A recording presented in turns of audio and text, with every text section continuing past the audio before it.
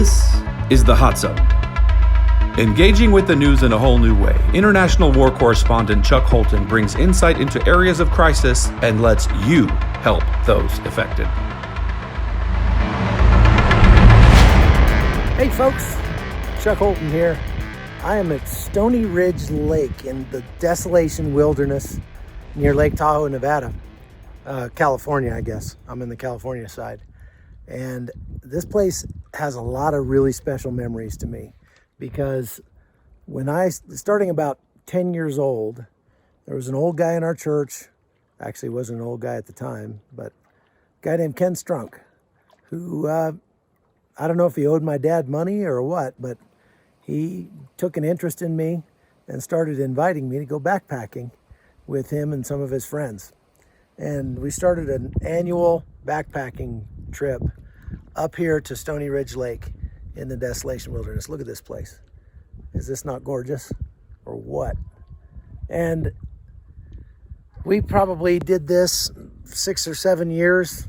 Eventually brought some of my friends and even the whole youth group from our church. And then I didn't get back here until I was probably in my mid-30s. And one thing that I've always dreamt about was bringing my family back here to show them this beautiful place. And we finally got to do that. All my family, except for my son Mason, who's stationed at Fort Bliss, got to come with me. And we're here just relaxing today. Hiked up here. It's about 6.5 miles from Meeks Bay in Lake Tahoe. 6.5 miles and about 2,000 vertical feet up to this lake. And it's just pristine. It's gorgeous. But, you know, it was pristine and gorgeous when I was a kid. And one of the things that I've noticed coming back to the same place over time is just how many more government regulations there are that govern your activities when you come to a place like this. And I want to talk a little bit about that because I think it's an insidious way that the elites just try to control us, and I really believe try to make it so that people won't want to come to places like this because they believe that human beings are a blight on the world. They're a parasite on the earth. And we've heard people say as much from time to time when you listen to these radical environmentalists in the news. Now, look, I'm all for doing whatever it takes to keep areas like this pristine and to take care of our environment in general.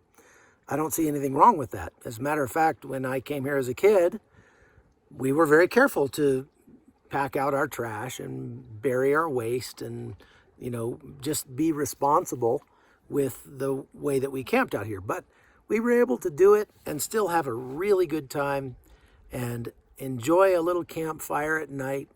We could sit around and talk and just enjoy being together and keep the mosquitoes away with the smoke and that sort of thing. But the difference today is really striking.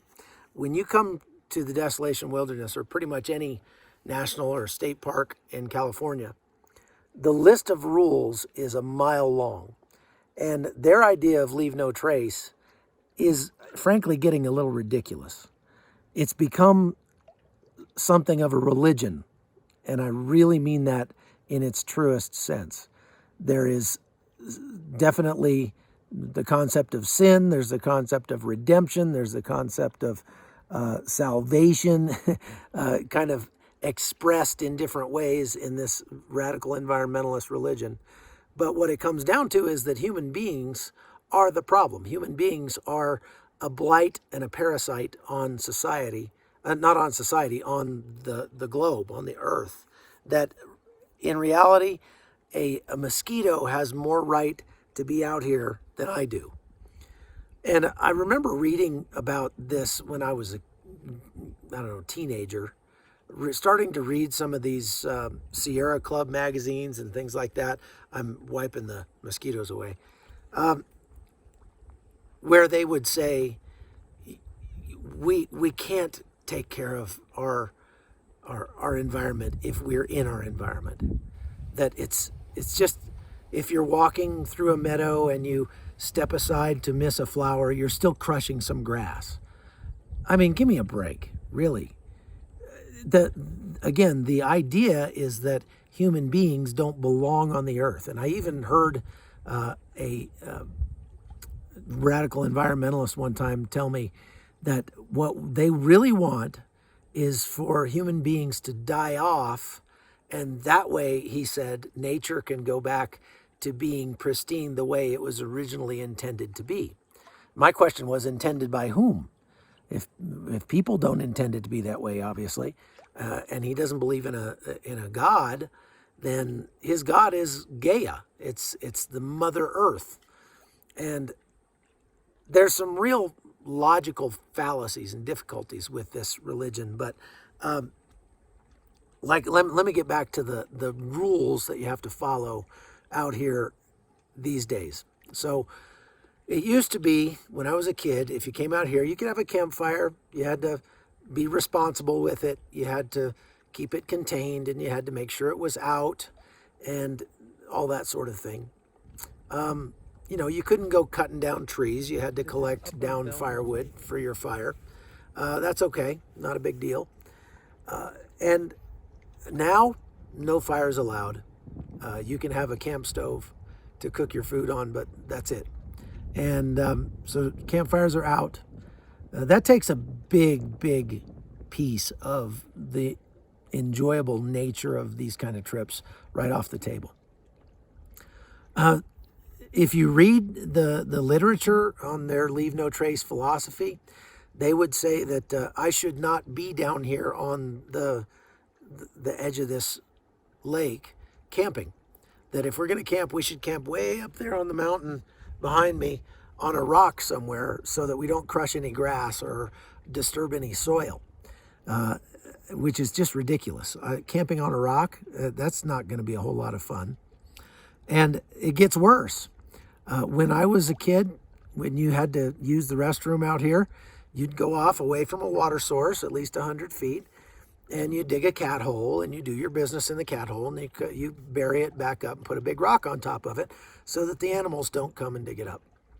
That makes perfect sense. That's a whole lot more than the animals do out here, for sure. And it keeps it clean and nice for the next set of campers. Today, their literature says that instead of digging a hole for your waste, you should literally pack all of your waste out. You should not just take your toilet paper, but your actual feces in a bag, put it back in your backpack, and carry it out with you. That's just disgusting. I heard one environmentalist say that when I was on a trip several years ago in the same area, he said, if you can't pack your waste out, what you should do is you should go to the bathroom on a big rock and then take another rock and spread your feces out all over that rock, like just spread it out as thinly as possible all over that rock so that the sun would dry it out faster and blow it away. That would help it to decompose faster. I'm sorry, that's just disgusting. And that same guy would not allow us to use toilet paper of any kind, biodegradable or not. He said you had to use rocks and snow to wipe with. That was the environmentally friendly way to do that. Now, at some point, which we're way past, this just gets absolutely ridiculous. And I think it's starting to become clear to me that the ultimate goal of radical environmentalists, as I said, is just for human beings to die out. I talked to one guy who actually started I don't know, he said it was a movement. I don't know how big of a movement it is, but he started a group that was encouraging people not to have children. Just get yourself fixed, and then when you die, there's just two less people, you and your partner die, there are two less people on Earth. And if everybody just does that long enough, sooner or later, he was the one who said Earth would go back to being without human beings the way it was originally intended to be.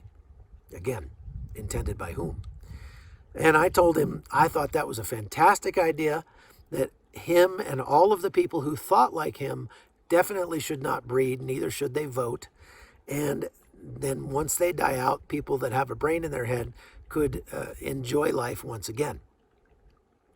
Well, unfortunately, many of those people are getting positions in government and in the Forest Service, in the Department of Homeland Security, in the Department of the Interior. There are people in high places of power that believe that way, who have worked very hard to make it basically miserable to come out here and camp. Now, obviously, you still get to enjoy the beautiful place. I don't recall it being any less beautiful when I was here as a kid, and we could actually enjoy campfires, and we could bury our waste and didn't have to pack it out. But again, it's just really frustrating to see this kind of literally a religion taking hold in our schools, getting a hold of our children, really ruining our children's minds toward the beauty of nature and the place that human beings hold in nature. We belong here every bit as much as the rock that I'm sitting on, or the tree behind me, or the ducks that are swimming by in this lake. Human beings were intended to be here, and God intended for us to come out here and enjoy this. And we can come out here and enjoy this responsibly without having to spread our feces on a rock. So those are my thoughts for today.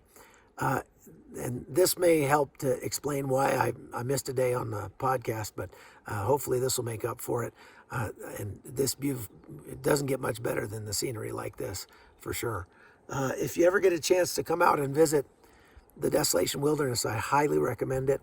If you need a good trail recommendation, I can show you where Stony Ridge Lake is on the map, and you can get up here without too much trouble. So, one more thing, crazy thing as far as rules go. We used to hang our food. Actually, I don't remember hanging our food when I was a kid. I don't think we did. I think we just put it under a rock or something like that. But it got to the point where they wanted you to hang your food so that the bears wouldn't get it. Now, there are not a lot of bears out here, but there are a few. And so that was a smart thing to do. We would throw a rope up over a limb, and we would hoist the food up there. And that wasn't too much trouble. That was okay. Kept the majority of the bears out. Well, today they want you to carry a bear canister. They say that it's bad for the trees, for you to put food up in the trees, and the bears are learning to get the food down. Bears learning, well, I don't know about that. It may have happened once, but I doubt it happens often. But now they want you to carry a big, heavy bear canister that is basically bear-proof, so you can imagine how thick and heavy it has to be, and just put your food in there and set it on a rock. The problem is they take up all the space in your pack. They're not big enough for all of the food that you need to carry. We have 6 people, so we would have to have at least 4 of those bear canisters. And then you don't have room for anything else. So like I say, they're just doing everything they can to take all the fun out of coming out to a place like this. And I, for one, call me a dinosaur, but I kind of resent it. All right, that's all we've got for the podcast today. Thanks for watching. I'm Chuck Holton. This is The Hot Zone.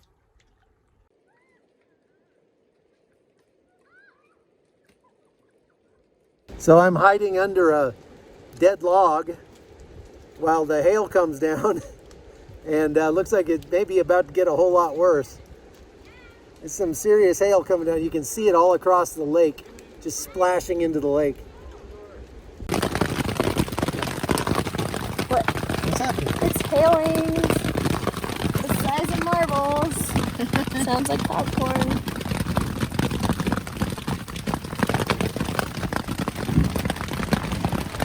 It's just